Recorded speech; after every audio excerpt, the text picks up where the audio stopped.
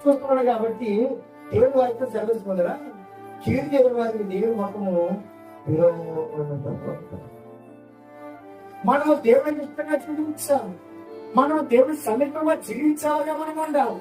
మనము ఎప్పుడైతే దేవుడికి ఇష్టంగా దేవుడి సమీపంగా మనం జీవించాలిగా మనం ఉంటామో మనం అడుగుపెట్టే ప్రతి స్థలంలో కూడా దేవుడు మన గొప్పగా దీవిస్తాడు.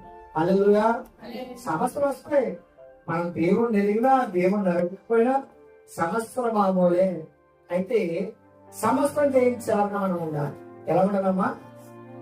మనము సమస్యలు జయించాలని ఉండాలి తప్ప సమస్య వచ్చిందని మనం చింతమంది బాధపడే వాళ్ళని మనం ఉండకూడదు.